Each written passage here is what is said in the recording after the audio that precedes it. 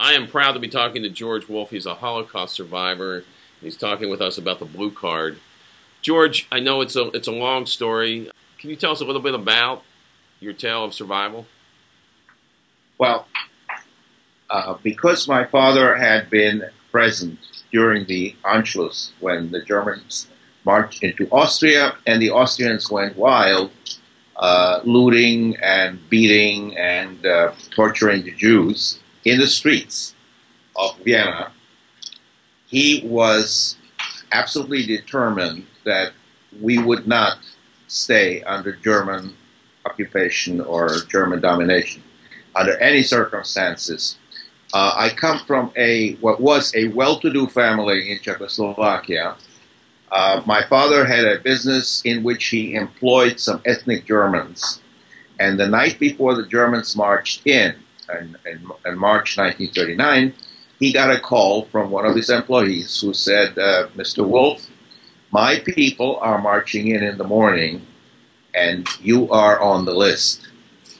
Now, my father was on the list not as a Jew, because in Czechoslovakia you were not separated by religion, but he was on the list because he was a social democrat, and an active social democrat.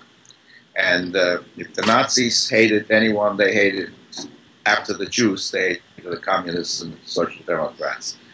So we got into a car and drove at night to Prague, thinking that Prague would not be occupied, but it was. And my father had the presence of mind of going to the newly established Gestapo headquarters, explaining how he was a businessman doing business with other countries and needed an exit visa, and he got an exit visa for himself, my mother and me. We stayed in Prague a few days, and that was the time when I saw Hitler in person at the Prague castle. But basically, we got out in very short order. First my father, then my mother and I, followed by train. And we first went to France. In France, we were told that we are no longer allies, Czechoslovakia no longer exists, that we are now subjects to the German Reich, and that if a war broke out, which at that point was expected would happen, we would be interned. And again, my father had the presence of mind to go to Switzerland with my mother and I.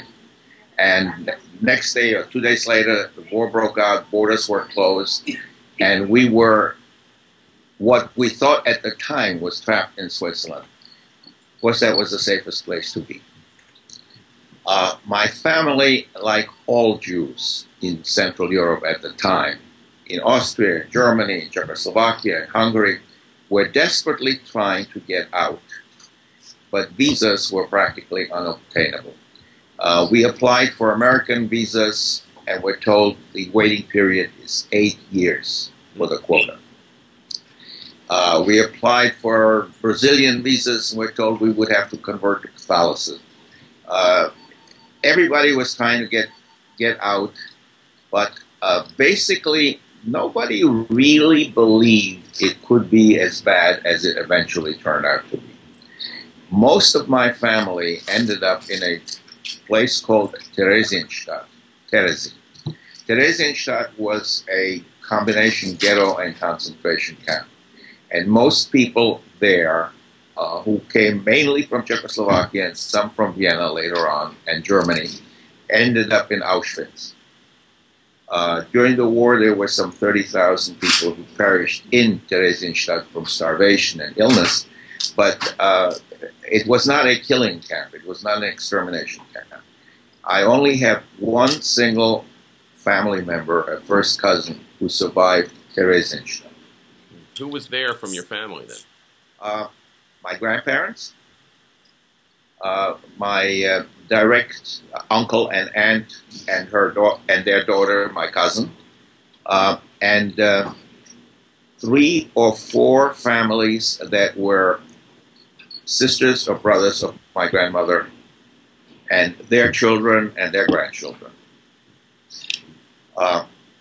The entire family, with the exception of my cousin who survived Theresienstadt, had only two other survivors who were there at the time. One was an uncle who made his way to Palestine and enlisted in the Jewish Brigade, and the other one was a medical student who got out and ended up in England and joined the Czech army in exile.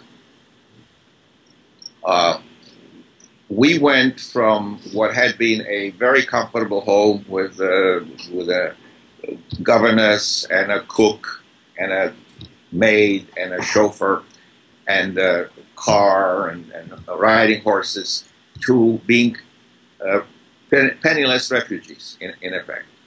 And my father died of natural causes. My mother took a job, an unpaid job, at the Jewish Refugee Assistance, which was really financed by Americans. And we were getting supported by the Refugee Assistance. And she was sort of doing it as a quid pro quo. I went through schools. I was very fortunate. I was able to attend schools. And as the war neared its end, I had finished my school, and I was not allowed to work as a refugee, but I got a job at the American consulate in Zurich. So I was working for the Americans. And after the war ended, a couple of my colleagues went to Germany to work for the military government, and I was able to follow in '46, and I spent some time in Nuremberg at the war crimes trials. Wow. I also was able to, in Switzerland at the consulate, I was able to be of some assistance to refugee representatives. There was an American rabbi, there was a guy from Palestine, who were coming in to search for food, to purchase kosher food for camp inmates that had survived. In Germany, I saw what was happening with the survivors, who many of them were lodged in the old concentration camps, because those were the only facilities available, looking for ways out. And it was really a terrible situation, because the Jews could not go back to their homes. The survivors could not go back to their homes in Poland, in Hungary, and Eastern Czechoslovakia. People didn't want them back. And they had trouble even in France and certainly in Germany, Austria. If they survived, their property, their homes had been taken over by the locals, and they were not willing to give it up, and sometimes this led to violence and death.